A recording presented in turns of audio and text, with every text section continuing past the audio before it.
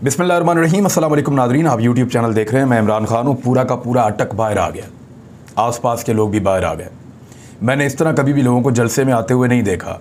बहुत पुराने ज़माने में मैंने जब कुछ लोगों को वीडियोज़ हम देख रहे थे तो हमारे एक साथी उन्होंने कहा पुराने ज़माने में मेलों में लोग इस तरह आया करते थे, जोक दर जोक, और इस तरीके के ये मंजर हमने पहले नहीं देखे जिस तरह से अटक में लोग बाहर निकले। मेजर ताहिर सादिक और उनके साथ बाकी जो लोग अटक में पाकिस्तान तहरीक-ए-इंसाफ से वाबस्ता हैं, उन लोगों ने वाकई साबित किया कि अटक के अंदर उनकी ताकत बहुत बड़ी है। और ख़ास तौर पे इमरान खान साहब का जो बयानिया है वो उनकी जमात को बहुत ऊपर लेकर जा रहा है। पाकिस्तानी टल नहीं रहे, बाज नहीं आ रहे। जिन लोगों को लगता था ये सिर्फ शहरों का गेम है, लाहौर, कराची, इस्लामाबाद और चंद शहरों के अंदर ये मामला है सिर्फ, या खैबर पख्तूनख्वा में इमरान खान साहब की हुकूमत है, उन लोगों को आज बड़ा तगड़ा जवाब मिल गया है। अटक के जलसे ने और जेलम के जलसे ने यह साबित किया कि सिर्फ शहरी नहीं, एक्चुअली जेलम में तो ज़्यादातर जो है वो फ़ौजी ख़ानदान रहते हैं, तो इसलिए उसको भी आप एक अलग नौइयत से देख सकते हैं। लेकिन अटक के जलसे ने साबित किया कि देही इलाकों में रहने वाले लोग, पहाड़ों पे रहने वाले लोग, खेती बाड़ी करने वाले लोग, वो भी इस तहरीक के साथ जुड़े हैं और वो भी ये समझते हैं कि इम्पोर्टेड हुकूमत नामंजूर। उन्हें भी लगता है कि पाकिस्तान के साथ ज़्यादती हुई है और एक रजीम चेंज ऑपरेशन पाकिस्तान के अंदर हुआ है, ये उनको भी लगता है। इमरान खान साहब ने जो अहम बातें की मैं आपको बता देता हूँ। उन्होंने कहा मैं अपनी जान देने के लिए और जेल जाने के लिए मैं तैयार हूँ, ना कभी इम्पोर्टेड हुकूमत को मानूंगा, ना अमेरिका की गुलामी किसी सूरत कबूल करूँगा। जो बाइडन इंतज़ामिया ने 3 स्टूजेस के साथ मिलकर साजिश की है, साफ कहा इमरान खान ने कि जो बाइडन इंतज़ामिया है और ये 3 स्टूजेस हैं जिनके साथ मिलकर उन्होंने साजिश की है। साजिश रोकने वालों को बताया कि मईशत मुश्किल से संभाली है, यानी जो लोग साजिश को रोक सकते थे उनको मैंने बता दिया था कौन लोग थे। ताकतवर हल्के, मुक्तदर हल्के, पाकिस्तान की एस्टेब्लिशमेंट, इन लोगों से इमरान खान साहब ने इशारा इसी तरफ दिया है। ज़रा क्लियरली बात कर देते हैं।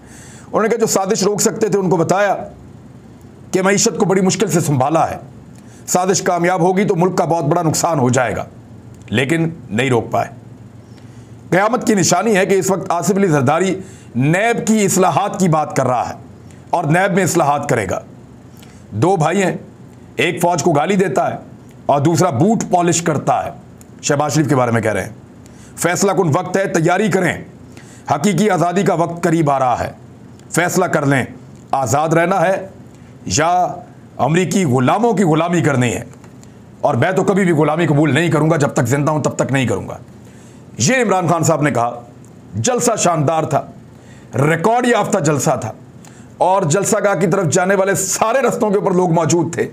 जलसागाह बहुत जल्दी भर गई थी, बहुत बड़ी जलसागाह रखी, लेकिन वो इमरान खान के आने से बहुत पहले भर चुकी थी। जलसागाह के बाहर जितने इलाके थे उन सब में आवाम खड़ी हुई थी, लोग बहुत बड़ी तादाद में मौजूद थे। इमरान खान साहब पहुंचे तो तिल धरने की जगह नहीं थी और वहाँ उन्होंने ये खिताब किया है। तो अटक भी फतह कर लिया इमरान खान साहब ने। यानी मैं अक्सर कहता हूं कि हुकूमत छीनते छीनते पूरा पाकिस्तान इमरान खान के हवाले कर दिया। अब एक और मामला जो उठा हुआ था काफ़ी दिनों से, उसके ऊपर बात करते हैं कि जनरल फैज़ साहब की तौहीन की जा रही थी और तज़हीक आमेज़ जुमले उनके बारे में बोले जा रहे थे। सबसे पहले इस पर आगाज़ किया मरियम नवाज़ साहिबा ने और उन्होंने कहा कोर कमांडर पेशावर को और उनके बारे में कि मुखालिफिन की गर्दनें दबोचने का काम ये करते थे और उनके ऊपर तनकीद की। और आज फिर मरियम नवाज साहबा ने कहा कि मैं क्राइटेरिया बना देती हूं, यानी उन्होंने क्राइटेरिया बनाया कि ये खसूसियात होनी चाहिए आने वाले आर्मी चीफ में, और जितनी खसूसियात उन्हें आर्मी चीफ के बारे में बताई वो सारी खसूसियात उनके चचा वज़ीर आज़म हो या साबिका वज़ीर आज़म उनके वालिद हों उनके अंदर नहीं है, या उनका जो चचाजाद है जो वज़ीर आला पंजाब है उसमें भी नहीं है। यानी जो खसूसियात वो एक आर्मी चीफ के अंदर चाहते हैं वो एक वज़ीर आज़म में नहीं चाहते, एक वज़ीर आला में नहीं चाहते, एक पॉलिटिकल लीडर के अंदर नहीं चाहते। तो मरियम नवाज साहिबा ने, यानी अब ऐसा होगा कि मरियम नवाज फैसला करेंगी कि who should be the army chief of Pakistan. अफसोस की बात है जमानत पे बाहर है, मुजरिमा है, मुलजिमा नहीं है, मुजरिमा है, इनके ऊपर केस हो चुका है, लेकिन अब इनको निकालने की तैयारी की जा रही है क्योंकि NRO2 मुकम्मल हो रहा है। मुसद्दक अब्बासी साहब ने स्टेटमेंट दिया, ये मुशीर बराए एहतसाब थे इमरान खान साहब के। इन्होंने कहा कि 13 बड़े केसेस हैं इन लोगों के ऊपर और 11 के अंदर तो कंफर्म इनको सजा होनी चाहिए। सारे एविडेंसेस मौजूद हैं, एक एक सबूत मौजूद है, लेकिन अब इनको बचाने के ऊपर काम शुरू हो चुका है और इनको इन मामलात के अंदर से निकाला जा रहा है, ये उन्होंने कहा। नवाज शरीफ साहब की 2 अहम शख्सियात के साथ मुलाकात हुई है बरतानिया में, और मैं पहले भी आपको वीलॉग में बता चुका हूं कि कुछ लोगों ने ऐसा रिपोर्ट किया कि DGISI से भी उनकी बातचीत हुई है, लेकिन PMLN ने उसकी तरदीद की है, और ये बात जो है वो अनीक नाजी साहब ने उनके बकौल ये उन्होंने रिपोर्ट किया है इसको। बहरहाल NRO 2 हो चुका है और एक नया अमरीकी सफ़ीर अब पाकिस्तान में आ रहा है। ये जो नया अमरीकी सफ़ीर है जो पाकिस्तान में आ रहा है, इसका नाम है डोनाल्ड ब्लूम। इसके बारे में एक अलग पूरा वीलॉग करूंगा, कौन है, कहां तैनात रहे, क्या काम करते रहे, जिन मुल्कों में रहे वहां पे क्या कुछ होता रहा, लेकिन 4 साल के बाद अमरीकी सफ़ीर पाकिस्तान में आ रहा है। इसका मतलब है प्रॉब्लम तो इमरान खान से था, शहबाज शरीफ आ गए तो अब अमरीकी सफ़ीर भी आ रहा है। दूसरी जानिब जनरल फैज़ पे तनकीद पे फ़ौज का जो सब्र था वो शायद जवाब दे गया है, और उसके ऊपर पाक फ़ौज ने एक बयानिया जारी किया है। वो बयानिया मैं आपके सामने रख देता हूँ जो पाक फ़ौज ने कहा इसके बारे में कि जनरल फैज़ के ऊपर तनकीद की जा रही है और लगातार तनकीद की जा रही है। इस पर DGISPR ने स्टेटमेंट ये दिया है कि जल्द इंतखाबात का फैसला सियासतदानों ने करना है, फ़ौज का इसमें कोई किरदार नहीं बनता। जनरल बाबर इफ्तिखार ने कहा कि अगर कोई ये समझता है कि खुदा न खास्ता फ़ौज में कोई तकसीम हो सकती है तो उसको फ़ौज की रवायात और कल्चर का पता ही नहीं है। जायज़ तनकीद से किसी को मसला नहीं है, लेकिन आजकल सोशल मीडिया पर जो किया जा रहा है वो तनकीद नहीं है, प्रोपेगेंडा है फ़ौज के ख़िलाफ़। जल्द इंतखाबात का फ़ैसला सियासतदानों करना है, फ़ौज का इसमें कोई किरदार नहीं बनता। पाकिस्तान की सियासी लीडरशिप इतनी काबिल है कि वो आपस में बैठ कर इस बारे में बात कर सकते हैं, काबिलियत तो हमने देखी है उनकी। जब भी किसी सियासी मामले में फ़ौज को बुलाया गया या उसने मुदाखलत की वो मुतनाज़ हो गया। इसीलिए फ़ौज की लीडरशिप ने यह फ़ैसला किया है कि हमने अपने आप को सियासी चीज़ों से दूर रखना है। हालांकि थोड़े दिन पहले DGISPR का एक स्टेटमेंट बड़ा तनकीद की जद में आया था, जिसमें उन्होंने ये कहा था कि नई हुकूमत आने के बाद डॉलर की कीमत जो है वो कम हुई है, यानी पैसे की कदर बढ़ी है, और स्टॉक मार्केट के अंदर भी बेहतरी हुई है। तो इसको एक पॉलिटिकल स्टेटमेंट के तौर पे देखा जा रहा था, और इसके ऊपर बहुत शद और मद के साथ लोगों ने बातचीत भी की थी। इस चीज़ का फ़ैसला जब भी पाकिस्तान की सियासी क़यादत करेगी, अगर इलेक्शन के इंतज़ाम में फ़ौज की ज़रूरत पड़ी तो सिक्योरिटी देने के लिए इलेक्शन कमीशन फ़ौज को बुला सकता है। उन्होंने कहा कि फ़ौज की जानिब से सियासतदानों को नहीं बुलाया जाता, बल्कि सियासतदान खुद मिलने की दरख्वास्त करते हैं। हमें ये बयान देना पड़ा, ये किसी एक मखसूस जमात के बारे में नहीं है। पिछले कई दिनों में पाकिस्तान की तमाम सियासी जमातों ने कई ऐसे बयान दिए हैं जो हमारी मुसल्लह अफवाज की सीनियर लीडरशिप, मुसल्लह अफवाज बतौर इदारे और इनके मोराल और इनके वक़ार पर असरअंदाज होता है या असर मुरतब करता है और कर रहा है। उन्होंने फिर साथ ही साथ ये बताया कि फ़ौजी क़यादत का और अवाम का भी हमेशा मुतालबा रहा कि फ़ौज का मुख्तलिफ़ जगहों मौक़ों पर जो भी सियासी किरदार रहा है उससे फ़ौज को बाहर आना चाहिए। आज इदारे ने अपने आप को सियासत से बाहर कर लिया है। ये तर्जुमान पाक फ़ौज का मौक़िफ़ है। ख़ास तौर पे जो तनकीद हुई जनरल फैज़ हमीद के ऊपर, जो मरीम नवाज़ ने शुरू की, बाद में बड़ा खौफनाक जुमला जो है वो इसके अंदर आसिफ अली जरदारी साहब ने डाला कि उनको तो खुड्डे लाइन लगा दिया गया बेचारे को। और फिर इसमें जो है बिलावल भुट्टो जरदारी ने कहा कि 2018 में इदारे ने हमला कर दिया था, और उसके बाद बिलावल भुट्टो जरदारी ने यह भी कहा कि तहरीक अदम एतमाद से एक दिन पहले मुझे ये धमकी पहुंचाई गई कि या तो नए इलेक्शन के लिए रेडी हो जाओ तो या फिर हम मुल्क में मार्शल लॉ लगा देंगे। ये भी बिलावल भुट्टो जरदारी का स्टेटमेंट है। और नजम सेठी ने भी जनरल फैज़ हमीद के बारे में बड़े नेगेटिव रिमार्क्स पास किए। तो नाम ले लेकर ये लोग ये बातें कर रहे हैं, तो इस पर फ़ौज का सब्र जो है वो लबरेज उनका पैमाना होना ही था।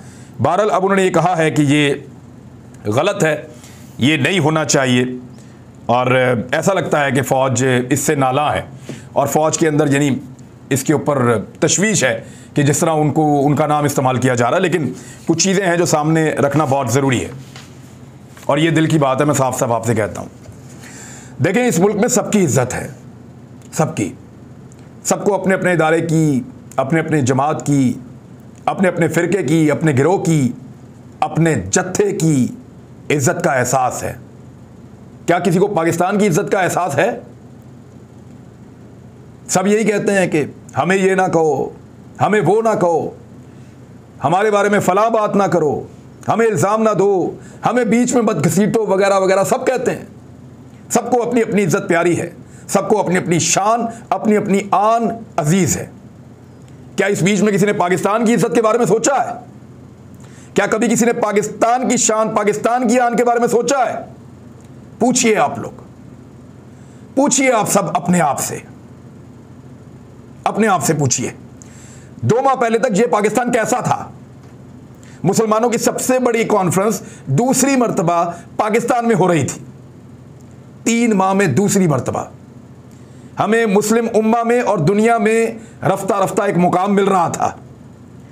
फिर हम सब ने देखा कि पाकिस्तान के दारुल हुकूमत इस्लामाबाद में मंडियां लगी, इंसानों की मंडियां, इंसान बिके, जमीर बिके। क्या इससे पाकिस्तान की इज्जत हुई? एक हुकूमत गिराकर ऐसी हुकूमत लाई गई जिसका वजीर आजम अरबों रुपए की मनी लॉन्ड्रिंग का मुल्जिम है, उसका बेटा वजीर आला पंजाब बना दिया गया, वर्ल्ड रिकॉर्ड लगा दिया। और वो भी ऐसा बेटा जो उसका शरीक मुल्जिम है, जिनके पास जवाब नहीं कि उनके अकाउंटों में अरबों रुपए कैसे आए, ये भी नहीं पता कि उनके चपरासियों के, ड्राइवरों के और मुलाजमों के अकाउंटों के अंदर अरबों रुपए कैसे आए। क्या इससे पाकिस्तान की इज्जत हुई जिनको वजीर आला और वजीर आजम बनाया गया? और इस वजीर आजम ने आते ही कहा कि हम तो भिखारी हैं। क्या इससे पाकिस्तान की इज्जत हुई?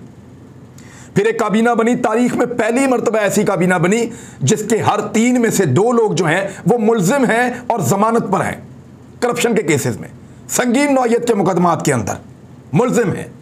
क्या इससे पाकिस्तान की इज्जत हुई?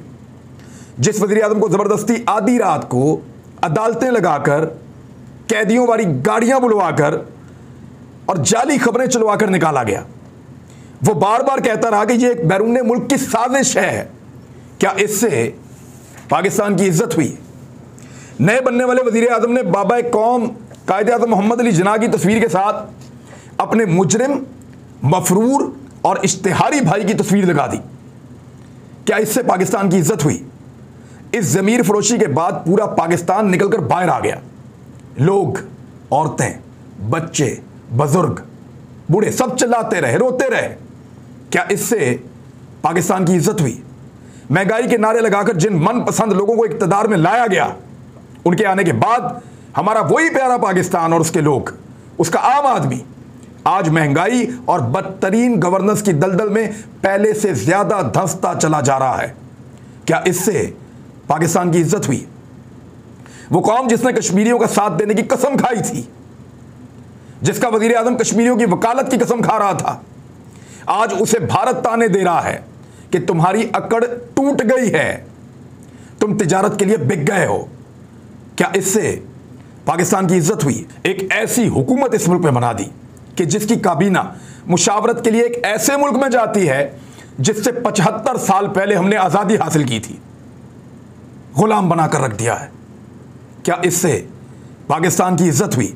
और मुशावरत के लिए भी एक ऐसे आदमी के पास जाते हैं, एक ऐसे आदमी के पास जाते हैं जो पाकिस्तान की अदालतों को चक्कर देकर भागा हुआ मुजरिम है, एक मफरूर मुजरिम जिसकी सजा अभी बाकी है और वो इश्तिहारी है, उससे मशवरा कर रहे हैं। क्या इससे पाकिस्तान की इज्जत हुई? सबको नजर आ रहा है कि पूरा पाकिस्तान एक तरफ खड़ा है, मगर चंद ताकतवर तबकात दूसरी तरफ अपनी जिद और अना को लेकर खड़े हैं। पूरा पाकिस्तान अपनी आज़ादी, खुद मुख्तारी और इज्जत के लिए खड़ा है, मगर कुछ ऐसे भी हैं जिन्हें अभी शायद एहसास नहीं हो रहा। कोई बात नहीं, ये पाकिस्तानी है जिसने हम सबको इज्जत दी है। आपका ताल्लुक किसी भी इदारे से है, किसी भी जमात से है, किसी भी फिरके से, गिरोह से, किसी भी जत्थे से आपका ताल्लुक है, आप पाकिस्तान से हैं, पाकिस्तान आपसे नहीं है। और जो कुछ भी आप हैं वो पाकिस्तान की वजह से हैं, आपको एहसास हो या ना हो। आज पाकिस्तान जानता है, पाकिस्तान का बच्चा बच्चा जानता है कि इज्जत कैसे करवानी है, और वो अपनी और अपने देश की इज्जत करवा कर छोड़ेगा। अब तक के लिए इतना ही। अपना ख्याल रखिएगा, अपने इस चैनल का भी। अल्लाह हाफ़िज़।